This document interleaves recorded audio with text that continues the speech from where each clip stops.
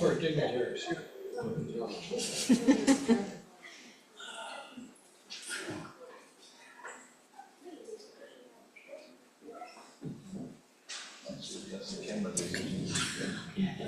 All right, everyone. All right, there we go. Thank you, Mark. My name is Sarah Alger. I'm the director of the Russell Museum here at Mass General Hospital. Thank you. Thank you, Cindy. So pleased to see everyone. Before I introduce tonight's speaker, just a plug for our next lecture. On Tuesday, December 9th at 6, the hospital's writer-in-residence, Suzanne Coven, with whom we have this fabulous symbiotic relationship, will be in conversation with Natalie Dykstra about her biography as Isabella Stewart Gardner. What's our excuse for talking about Isabella Stewart Gardner? She did have a connection to the Bigelow family, so should be very interesting. Just a housekeeping note, after Dr. Nathan is done with his presentation, we'll take questions. Folks on Zoom, just use the Q&A function and one of us will see your questions. All right, I'm so pleased to introduce David M. Nathan, who has been the director of the Clinical Research Center here since 1990. He's a professor of medicine at Harvard Medical School. He founded the MGH Diabetes Center in 1983, and he's an internationally acclaimed expert on diabetes. He has led some of the most important studies in the treatment and prevention of diabetes, including the Diabetes Control and Complications Trial, Epidemiology of Diabetes Interventions and Complications Study, and the Diabetes Prevention Program and the GRADE study. He received the Outstanding Achievement in Clinical Diabetes Research Award in 2015 from the American Diabetes Association, and the Distinguished Scientist Award from the National Institute of Diabetes, Digestive and Kidney Disease of the NIH in 2010. With that, let us welcome Dr. Nathan. Thank you.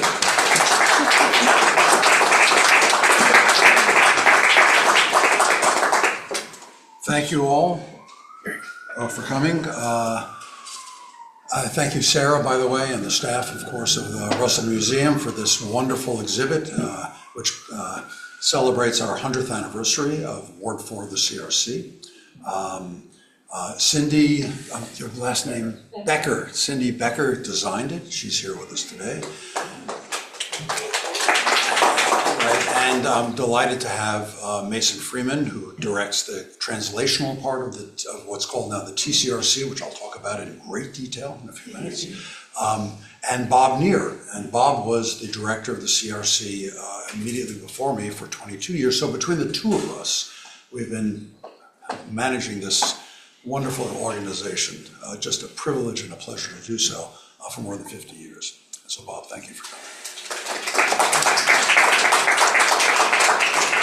So it's a museum, so I'm going to go through some museum-like historical issues related to the CRC Ward 4, and take us from the past to the present. And this is, in a nutshell, 100 years, a brief history, 100 years of the CRC, starting on Bullfinch 1, which was called Ward 4. We can go into it later, why it was called Ward 4. Bob can tell us, because he remembers, actually. But started, and it's the second, it was the second center in this country dedicated to human research. The first one was in New York at Rockefeller University. These are the three guys who started it back in 1925, and I'll go into some more detail about them in a few moments. In 1949, it was changed, the name of it was changed to the Mallinckrodt Ward 4, or Clinical Research Center, because Edward Mallinckrodt Jr. of the Mallinckrodt Chemical Company, I'm not sure they did a lot of good things, but one of the good things they definitely did was they were incredibly philanthropic to organizations in Maryland, but also here. And so gave a very generous gift in 1949, and we started calling it the Mallinckrodt Clinical Research Center. 61, we started receiving for the first time funding from the NIH. So that's a long time ago. 78, we started getting more funding, and we were one of the original institutions that began to get funding from the National Clinical Research, the National Center for Research Resources, that's NCRR, So we became one of a number. It grew to probably 50 or 60 centers around the country, but we were one of the pioneering groups that got funding from them. And then from that period on until recently, received generous funding from the NIH. 1985, we moved from Ward 4. When I was doing my very first research, it was on Bullfinch 1, where there were a small number of beds, about 8 beds, I think, and that's where I started my clinical research career. But we moved upstairs, which is where we are now, to White 13 in 1985. The first move in 70 years. I've got it right here. GCR, in 2008, we became part of the Harvard Catalyst CTSC. So this was another change in the funding from the NIH, and the funding was reduced. So to all of these centers around the country, and this was the first, unfortunately, an unfortunate number of steps that reduced the funding, and a colleague of mine, who happens to have the same name as me, David G. Nathan, who was the chief of Children's Hospital and then became the head of the Dana-Farber Center, and I wrote this eulogy for the Clinical Research Center. Unfortunately, it was a little bit more of an alarmist approach because we didn't lose all the funding until just this year, when the end of the NIH funding occurred along with the cutbacks by this current administration. The TRC, the Translational Research Center, was a brainchild of Mason Freeman, who I mentioned before. He thought that we were not taking adequate advantage of the rich biomedical resources around us. This place is the epicenter of biomedical research in the world. I mean, there are hundreds of companies within a 20-mile radius of us, and we were really not collaborating enough with those companies. So we added that to our portfolio of what we do. This is actually the ribbon cutting in 2000, a little less than 10 years ago. Mason looks the same. I've gotten a lot older. Anyway, this is the ribbon cutting. And here we are in 2025, and this is our 100th anniversary. So now that is the brief run through in a couple of minutes. Now I'm going to go through in excruciating detail everything I told you about. Okay, so to start with, these are the three really visionaries, remarkable scientists, giants in human research who really started it. James Howard Means, you see, who was the chief of medicine at the MGH. David Lynn Edsel, who preceded him at the MGH and then became the dean at Harvard Medical School and the founding dean of the School of Public Health. And Joseph Aub, who was just a spectacular scientist and investigator in industrial. He did a ton of research into lead poisoning and the industrial exposures, as well as other areas. But the three of them were really the brains and the brawn behind founding the GCRC, Ward 4 in 1925. So, Means, who really is, of these three characters, he's the one that really moved it forward, chief of medicine. I think he was also the founder of the thyroid unit, I believe. He wrote a book called Ward 4, about Ward 4, which is actually terrific reading. And not only terrific reading, he was an amateur lithographer, and he has actually original sketches of Bullfinch building and of other things around the Mass General in that book. It's actually not because I had to read it, but I did, and I was glad that I did. He wrote other books. So this was One Doctor's Prescription, Doctors, People, and Government by James Howard Means, published in the 1930s, I think, by Atlantic Little Brown. This is a quote from that, which I thought was particularly appropriate for this day. The American people are entitled to the best medical service which science and art permit and which they can afford to buy. They are entitled to get it at the lowest price consistent with high quality, or have it given to them if they cannot pay. All the people have a right to medical service on these terms. They are not getting it. I thought that was remarkable, prescient, written about 75 years ago. Okay, our 100th anniversary. So I think it's worth pointing out what other institutions in this country and maybe elsewhere are having their 100th anniversary in 1925. The New Yorker, first issue in February 21st, 1925. The first Goodyear blimp, I'm not sure how that compares to the New Yorker, but called the Pilgrim, was launched in June of 1925 in Suffield, Ohio. And they keep flying, or at least one of them keeps, they don't fly actually, floating, I guess, today. The Grand Ole Opry, an institution, American institution, founded in November of 1925 in Nashville, not surprisingly. The Scopes Monkey Trial, And here you see Clarence Darrow on the lower left. And actually this trial, if you may remember from Inherit the Wind, right, was actually accurate. Here he is on radio. It was the first trial ever broadcast on radio. I forget who won. Right? Did Darrow? Okay. All right. Those are the other centenaries that are occurring this year. Where were we when this ward, this human research ward, was founded? What kind of discoveries were going on in the world? Vitamins were being discovered. So here you see vitamins E and D and others by Evans, Berkeley, and McCollum Hopkins. That's not at Johns Hopkins, that was his name.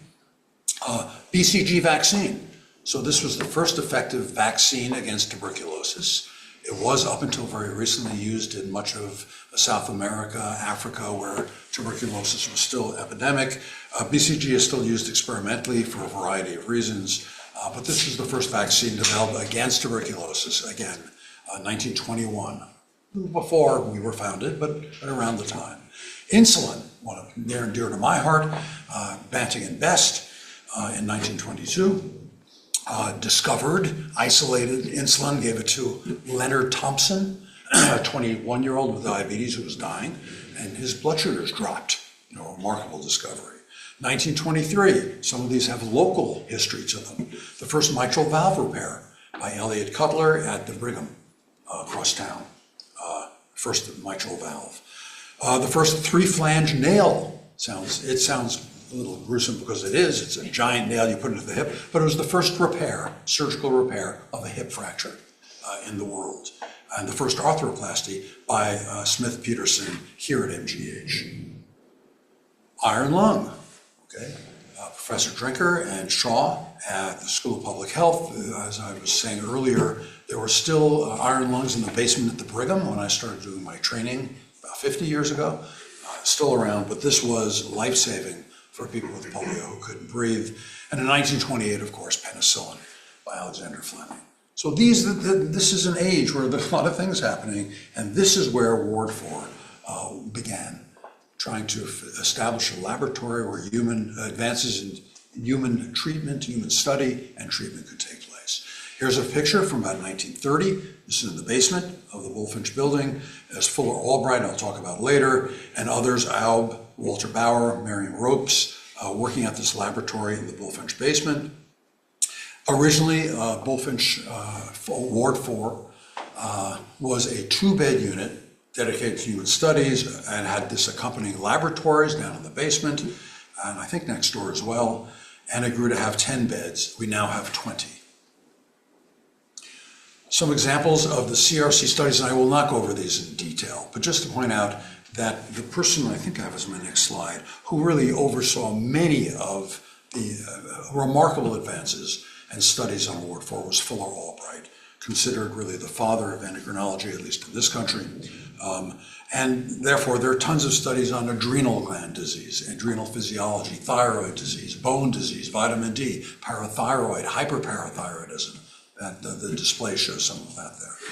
And, just again, dozens and dozens of studies, hundreds and hundreds, thousands of studies over the course of this 100 years, looking at a variety of everything, starting, as I said, to a great extent, looking at endocrinology, nutrition, nutritional balance. I'll show some examples of that in a few moments, but moving on to virtually every area of medicine and surgery over time. So again, Fuller Albright. Some of the examples of articles that Fuller Albright, here's Fuller Albright, Walter Bauer, Marion Ropes, and Joseph Aub. I mean, to have them on a single paper, looking at this in retrospect, is just remarkable. It's like having Gauss and Einstein, and it's hard to imagine people of this stature all working on single projects. But these are studies of calcium and phosphorus metabolism, and I will show you, I think in a moment, parathyroid physiology. These are the kinds of studies that could only be done on a specialized ward. So what this table shows is the careful measuring of what went into people and what came out of them. Okay, so balanced meals where they would weigh and calculate how much phosphorus and magnesium and was in a given meal, and then they would measure it in the urine and in the stool. So you could do true balance, nutritional balance studies. knew what people were taking in and what they were putting out, which sounds now like, who cares? It was critical to understanding the balance of nutrients, metabolism, how parathyroid hormone functioned. Okay, so evolution of Ward 4, formerly known as Ward 4, and the Mallinckrodt Clinical Research Center. The CRC is the oldest research center in the US dedicated to the study of human disease and new treatments. As I said, in 1949, this is Edward Mallinckrodt, who was the heir, the son of the founder of the Mallinckrodt Chemical Foundation. It's still owned by the family, I think. But he was very philanthropic, and again, gave lots of money to Hopkins, University of Maryland, and then I don't know, Bob, I don't know what the connection was that he had with He was a college classmate at Fuller Albright. There you go. College, see, I knew it. Thank you for coming, Bob. College classmate of Fuller Albright, but gave a very generous gift, which we recently kind of rediscovered. We knew we had it, but it disappeared into the giant financial maw of the Mass General. And a number of years, so I was reading Ward 4, the book, in preparation actually for this 100th centennial, a while back, and it said that, by the way, this bequest said that the bequest could only be used to support Ward 4, the Mallinckrodt Research Center, as long as it existed. But the money had disappeared. I mean, it was being, not disappeared, it was somewhere, but we weren't getting it. So we went to the hospital attorneys and we asked them, gee, aren't we supposed to be getting it? And now we are getting it. And this bequest that he had is still turning out a substantial amount of money per year. That's what happens when you invest money in 1949. As I understand it, I was never good with numbers, but my understanding is that it's supposed to increase. Okay, so the CRC, the Clinical Research Center, Ward 4/Clinical Research Center, again, now it's the 100th year, is the only institution-wide resource performing human research at MGH. Lots of laboratories, lots of units, lots of specialties have their own units, but this is the one that exists for everyone. Any investigator at MGH or Mass I&E or other places is entitled to use it, and they do. CRC conducts inpatient and outpatient studies. Our inpatient volume used to be huge. The beds were filled with overnight studies, as I showed you, doing balanced studies where we know how much people slept and ate and what they did from day to day, and then you do some kind of intervention and see how it changed it. But now most of what we do is outpatient studies. We still do sleep studies and some inpatient studies, but most of them are outpatient where someone comes in. Now when they come in, it's not just to have a blood draw. They stay on average, as I'll show you later, for about 4 hours. That's the average visit. And it's the only center, clinical center in the hospital that supports both adults and children down to the age of 4 weeks, Kathy? Not the 4 weeks. So this is an unusual, so we have to have a staff, as I'll show you later, that can take care of nonagenarians, occasionally 100-year-olds, but mostly, including very old people, as well as very, very young people. So that requires a special set of skills. Lots and lots of studies, as I said, over time. Fuller Albright had an imprint on many of them. And let me just show you some studies that were really remarkable. So in addition to Fuller Albright, we also were fortunate to house really the founding of the use of radioisotopes. Nuclear medicine was really born here at MGH and at MIT. So in 1936, Carl Compton, who was the president of MIT, had a lecture, the Compton Lecture or something. And it turns out that Saul Hertz went and listened to this, and he went, wow, because they were talking about radioactive iodine, which is, as you probably know, specifically taken up by the thyroid gland. If you were medical students, I said, what other gland? The parotids take up iodine, but it's mostly the thyroid gland. So Saul Hertz, who's the chief of the MGH thyroid unit, he took over after Means became the head of the Department of Medicine, talked with support from Means, basically collaborated with the physicist Arthur Roberts at MIT to synthesize with the Markle cyclotron radioactive iodine isotopes, which could be used in human studies. Okay. Originally, they had was I-130, which is not really great for human studies. It doesn't have a long enough half-life, but they were able to enrich them with I-131, which is what they used. And with this, they were able to study the physiology of thyroid disease. They were able to study thyroids. They were able to start treating thyroid disease, including thyroid cancer eventually. Here's a picture of Saul Hertz. I don't know what that look tells you. It's kind of a quizzical look. And here's a woman who has essentially a Geiger counter around her neck. Here you see, this is the canister in which the I-131 was transported over from MIT, and he is counting how many counts are being emitted from the I-131, which he gave to this research participant. Look at the shoes. It's a great picture. It's a great picture. Other stories about Saul Hertz, who was really, when this came out, I think Sarah should be interested to know that the Hertz family has a foundation, and they heard about this exhibit. They've been writing to me constantly for the last, seems like several years, or for the last month or so, making certain that we had all the facts right, and they were kind enough to supply some of these newspaper clippings. Local researchist, that's Saul Hertz, here he is in his naval uniform, discovers cure for goiter through an A-bomb byproduct. It's not exactly how it worked. I mean, they didn't go around where the A-bomb went off and scoop up the dirt and take it back. They were actually synthesizing this. And here's a picture of from local paper, I think it's from the Globe. This person said that atomic cocktail cured his cancer. This is I.S. Randall from New York. Remarkable. I should also say that on the bottom left here is an analysis of, you can't read this, an analysis of cases not cured. So they not only highlighted, like this guy on the right, who was cured, but they highlighted the cases that were not cured as well. Dozens of papers came out of this laboratory. Hertz Roberts, as I said, the physicist at MIT who was making the I-131, and looking at the treatment of thyroid disease, the description of how the thyroid gland worked, remarkable advances, again, in endocrinology.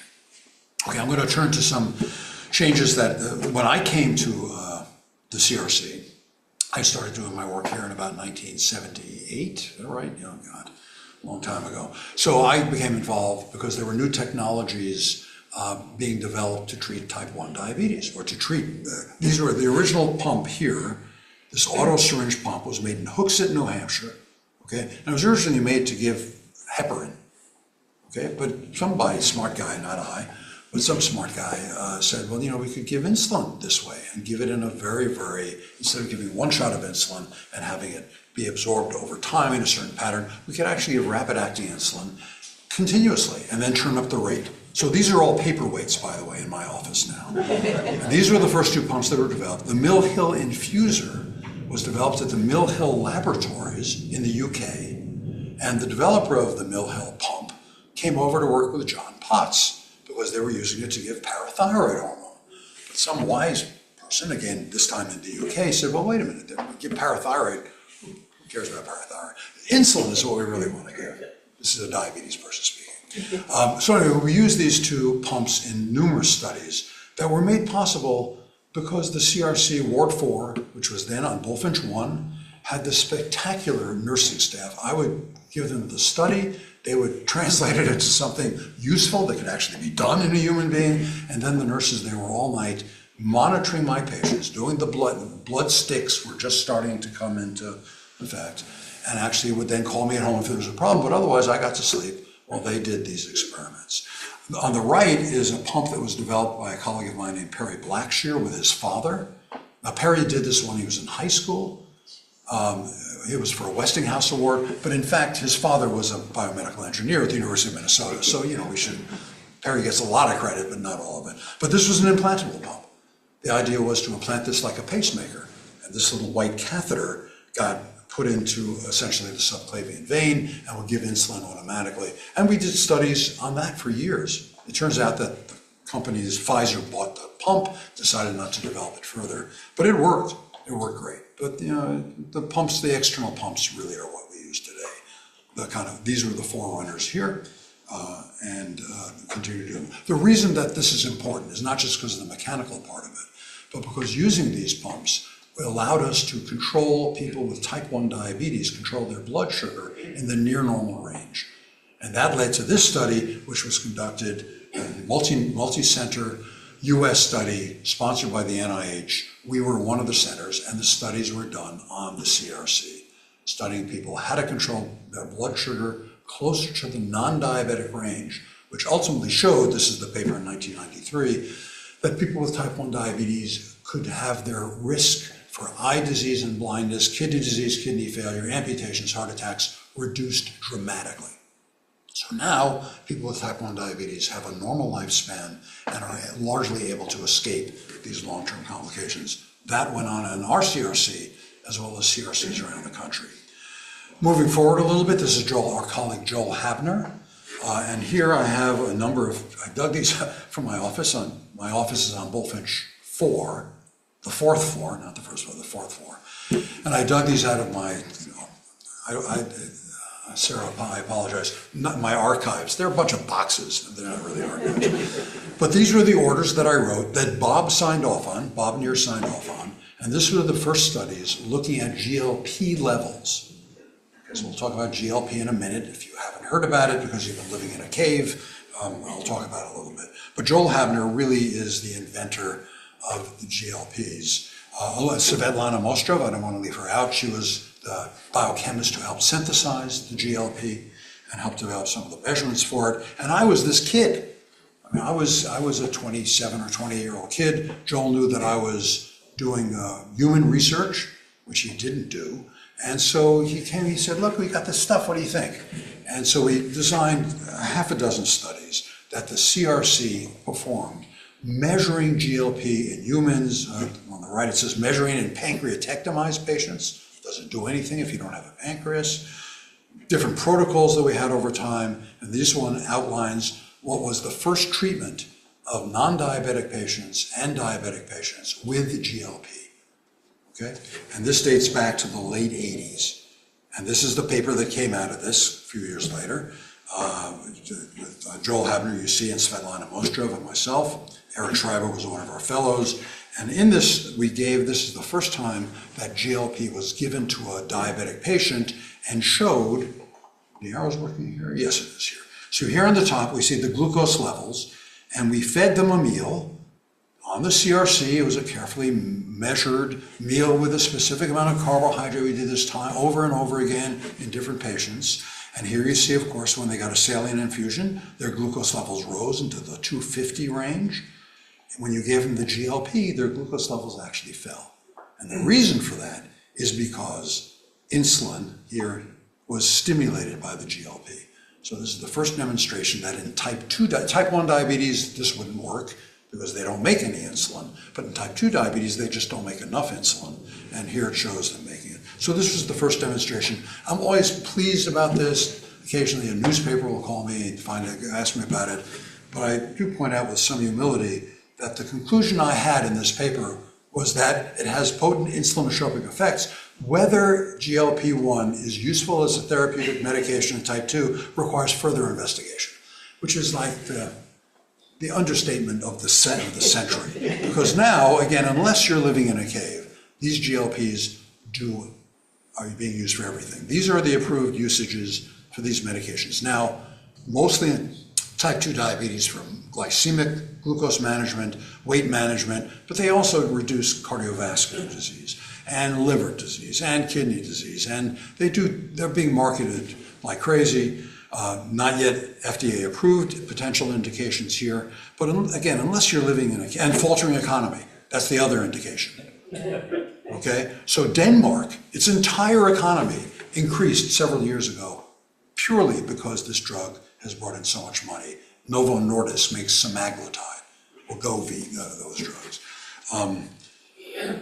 And again, unless you're living in a cave, this is Joel. This is Joel Habner, who started this work. It was on Bullfinch, that's where his labs were. The clinical work was done on Ward 4, and these commercials just speak to the commercialization of this. Okay, tirzepatide is another one.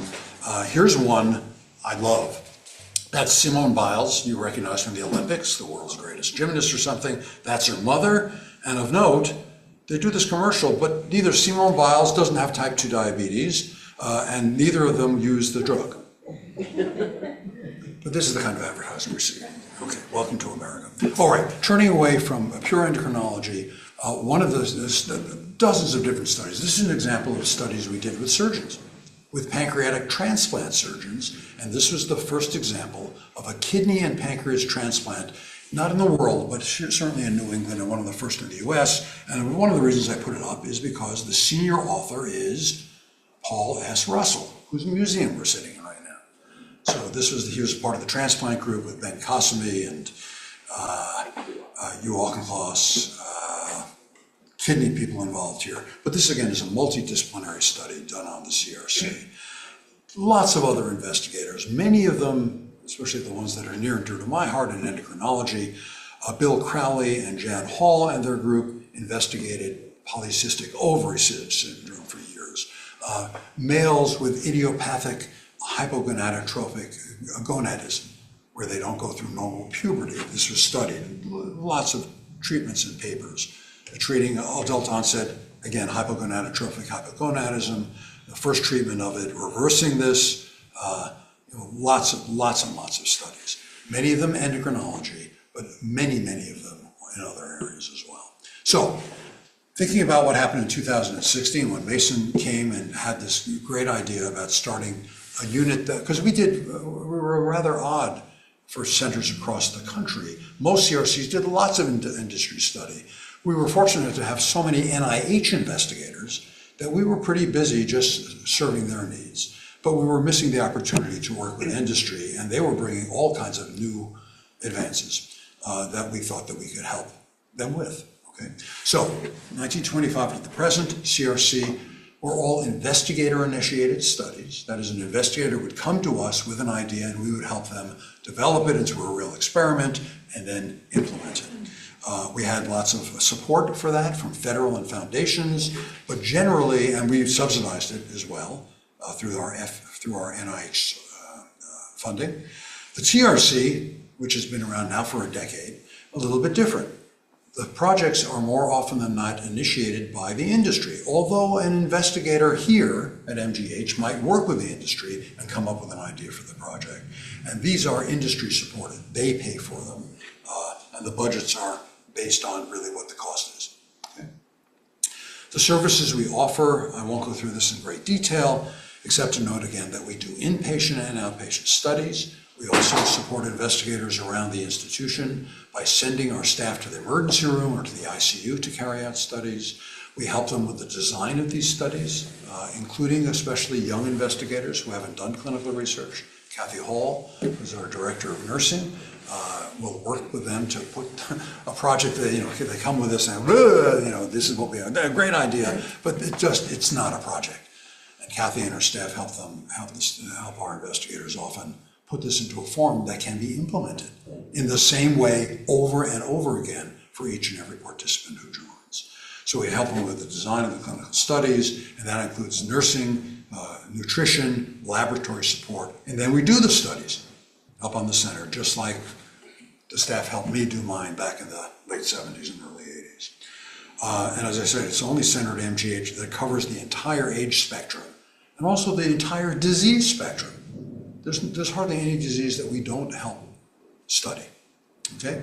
Nursing specifically, I won't go through the list in any great detail, but just to say that it's an extraordinarily sophisticated nursing staff that can do virtually anything, including giving, very highly specialized infusions, not just intravenous, intrathecal, into the spinal cord, for example, and does blood gas management and just tons of different kinds of measurements as needed for the various studies.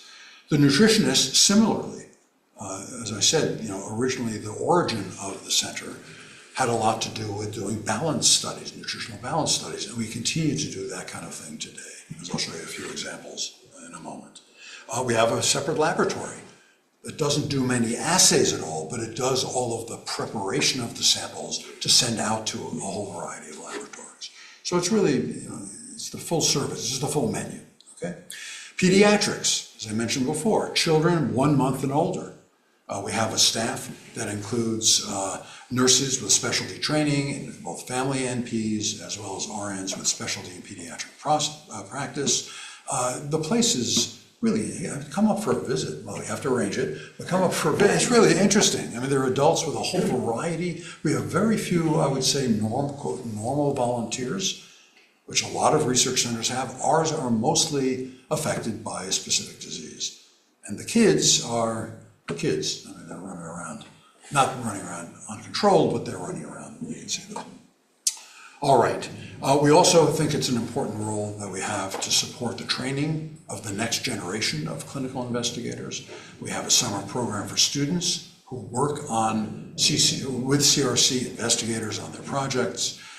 There are tons of programs at MGH, Harvard, MGB, statistics and support for investigators who are growing up in the system and need to develop specific skills. And we also provide financial support for early stage investigators so they can afford to do the studies. We have a medical research officer who specifically works with our young investigators to help them along the way. What does it look like in the last couple of years, from 2020 to 25? We have upwards of about 80 to 90, 95 new studies per year. We're getting basically almost 2 new studies per week that we do. And these studies can go for weeks or they can go for years. We have about 200 active studies at any time.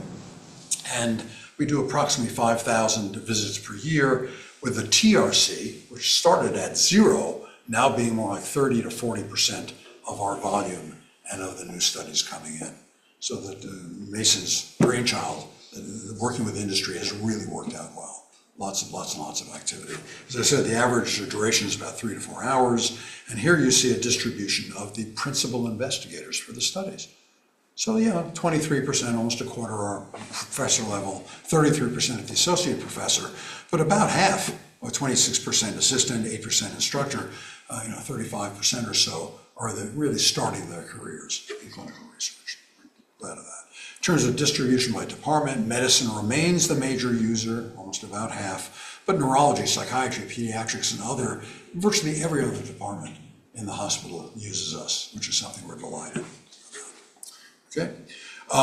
Some recent studies, just to point out the kind of things that we're doing. These are gene therapy studies using oligonucleotides for the treatment of ALS, a previously, sadly, very deadly disease with no known treatments, and now using kind of gene therapy effectively to treat it. The first trials for Parkinson's prevention. This comes out of our investigators in neurology who are doing trials for Parkinson's. Since L-DOPA, the first really new studies looking at new modalities of therapy are coming out. We have a very active program in pediatric allergies. Peanut allergies in particular, but other allergies as well. And this has really been a major strength and a major source of the growth that we have in the pediatric space doing these allergy studies. So we have, our nutritionists have buckets, huge buckets of peanut powder. Yeah. Which they keep very carefully under lock, because if the kids are breathing them, they start wheezing and we have to give them EpiPens and then they add graded amounts. Again, thinking about the balanced studies that we did years ago, now giving controlled small amounts of peanut protein to these kids and trying to figure out how to prevent them from reacting to them, okay? This is the last one I'll talk about because I think it's pretty cool. This is a study that was done about a year or two ago. Some of our colleagues, Vamsi Mutha, Lorenzo Berra in the Department of Anesthesiology, people are getting very interested in using normobaric hypoxia, lowering oxygen tension as a way of treating a variety of diseases, okay? Lowering the amount of oxygen you're breathing, not to kill you, but to see that there are physiologic changes that occur. And there are a number of areas in neurology and immunology that are looking at the effect of this, but no one had been able to study how people would tolerate being at a low oxygen tension, okay? So on the CRC, they created essentially the atmosphere of being at the top of Mount Everest. Not as cold, okay? And the pressure was not low, it was normobaric, not hypobaric, but the oxygen levels were dropped to the level that you would have at the top of Mount Everest. Because that's what they're trying to do in various treatment modalities. And this is what they did. You see the red dots are lowering oxygen to 11% from about 21, 22%, where it is normally. And they did all kinds of studies on the physiologic changes that they saw in these normal volunteers to see whether this could be done safely. And sure enough, safety was demonstrated.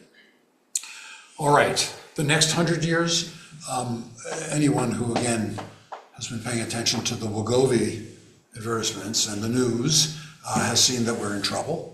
The current administration has gutted federal research support, if maybe only temporarily, but anyway, there's enormous uncertainty regarding federal support of medical research, but I think this is the team that we have. It's just a delight to work with them day in and day out, and for them to provide the really remarkable support, carrying out a 100-year tradition of supporting clinical research. So I think that at least I'm optimistic that we're going to do okay. So thank you for your attention, and I'll be glad to take any questions.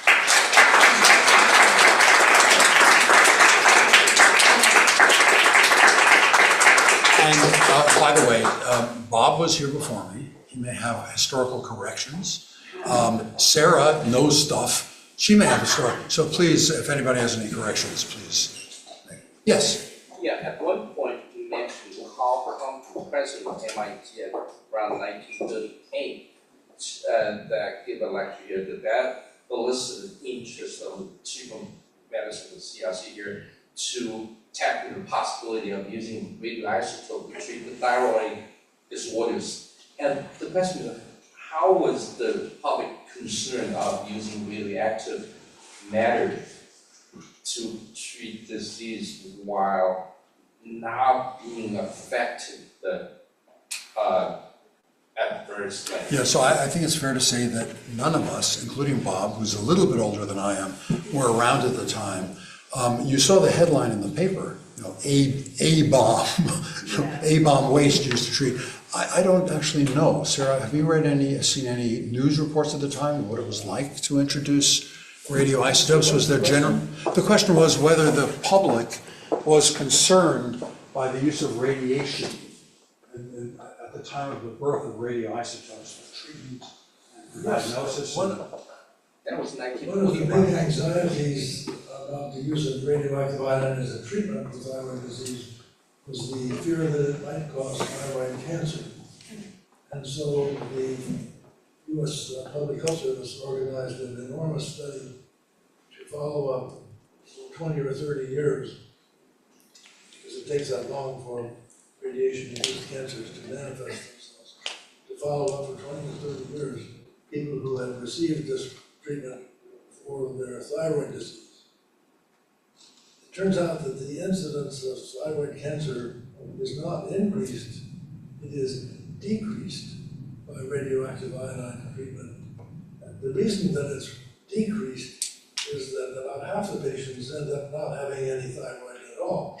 The thyroid is completely destroyed. So you can't have cancer in an organ that doesn't exist anymore.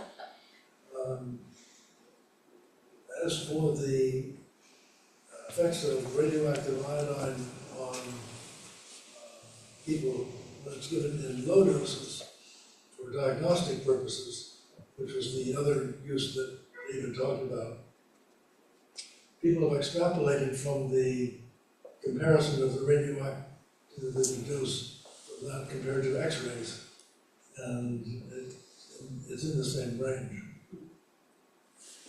Yeah, so it's worth pointing out that the thyroid was in a way a unique example for using a radioisotope because iodine is taken up so voraciously by the thyroid that the exposure of radiation outside of the thyroid is essentially nil.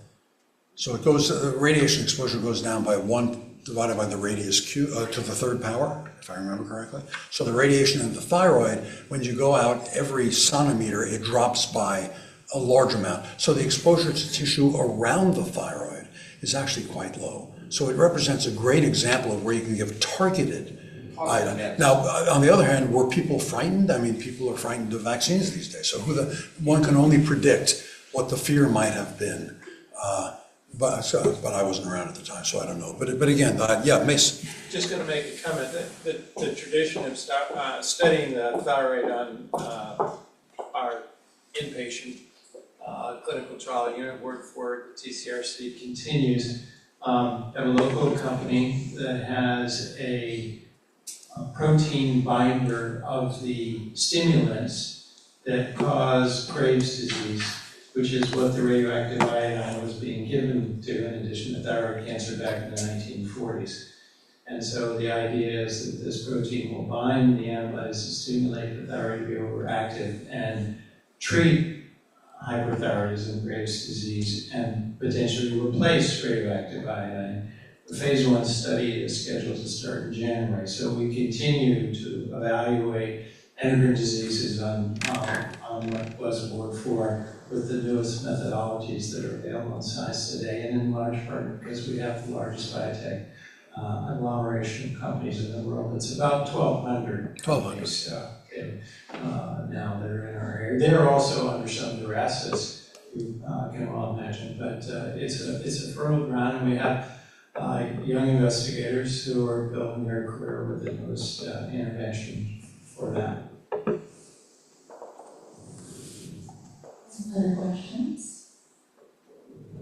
All right, I'll ask one, maybe two. Is there more, given what's happening with the NIH, is there more pressure on the TRC now that the CRC is hurting because of budget cuts? Well, there were two, I think, primary impetuses for creating the TRC. One was we had this enormous interest in the biotech development of novel methodologies for treating disease in our neighborhood, and we thought we ought to talk to our neighbors. And that's certainly been a big part of what we tried to achieve. But it was not lost on all of this, the timescale that David showed you about the funding. When the NIH decided to use the resources that had supported clinical research around the country, including here, the NCRR Institute, was cannibalized in order to create the Translational Center at the NIH, where they were going to use that money to create drugs at the NIH. I think when you look at the effort that was created at the NIH, that has been largely unproductive for the NIH to be creating drugs on the NIH campus. It's not worked. But the money went there. And so we were very worried that the money that supported our facility would not be able to continue to support it. And we thought that by working with industry and having studies that they would be paying for, we would be able to maintain our facility at the level of activity that we wanted without that in their support. We've done that all right up to now, but I think the newest pressures are on everybody, including the biotech industry, is really putting a lot of strain on our system. Yeah, it's worth pointing out that I showed you that we wrote that eulogy for the CRCs, which was a little premature, but money was being decreased on almost an annual basis to support us. So when the most recent cut came about, where they really stopped all funding for clinical research centers from the NIH, although it was a blow, it wasn't a fatal blow because we had actually had diversified. We had the TRC bringing in more funding. So, for the moment, we're okay. But as Mason said, the real threat here is to, where's the next generation of investigators going to come from? If there's instability, if there's insecurity regarding a career path for them, why would people choose to go into medical research now? So that's the real concern, is that there will be a negative effect, a horrible negative effect on trainees. We can do one last question or two.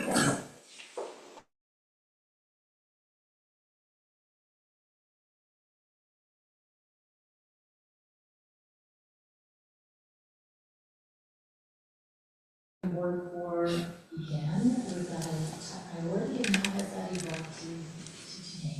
Right, so we have, of course, so we don't do anything ourselves on ethical, and all of our projects have to go through the IRB at MGH, and now central IRBs as well, which have been required for multi-center studies, for example, for the last decade about. In terms of the bioethics of doing the human research, it is taken care of by the MGH, Institutional Review Board. It is, you know, I think investigators complain about the time it takes for that process to go on. On the other hand, nobody would ever say that it wasn't absolutely essential to doing safe, humane research. I won't go through the history of the Belmont Declaration and all the, you know, everything that started with Nuremberg and then moved forward, but there's been an evolution of oversight for safety issues in this country and in the world for, you know, 40 years now.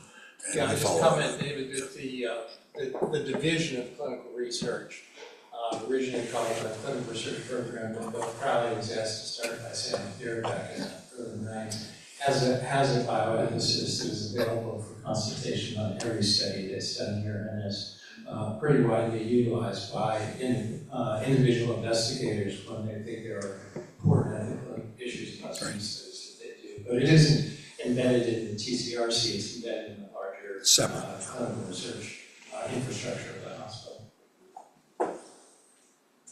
And we have a question from online. How do you think the future of medical research will change with, sure you guessed it already, AI? Do you see future investigators using this technology at TCRC? What makes you think I'm not a robot? No, so I think it's hard to know what's going to change. I think AI is going to have a giant effect. I had a meeting this week. I'm one of the editors of UpToDate, which is the largest medical, you know, for those of you who don't know, UpToDate is an electronic medical resource. It's basically used by every hospital, every library, everybody on the planet, basically, and it provides up-to-date medical research. And the call last week was all about turning over the usual up-to-date editing and writing to AI. So, I mean, that's on the educational side of things. How will research change? I mean, AI is already, you know, if you think about large language models and you think about neural networking and genetics, that's already been taking advantage of AI because, frankly, the combinations of analyses that are run are too much for any person to test a hypothesis. So that AI is already. How is it going to affect most of the research we do in physiology? I don't know. I don't think it's necessarily a bad thing. It makes me a little uncomfortable, for sure. I'm used to, you know, having a human brain hypothesize something and then test it. Okay, AI can lay out a million different possible hypotheses and actually filter those that have been answered already, or that seem nonsensical, or that have a low power ahead of time. Whereas we do that now with, you know, biostatistics and human effort. So the answer is I don't know. I don't think it's necessarily a bad thing. All right, thank you. Any last question? All right, let's give everyone another hand. Thank you so much.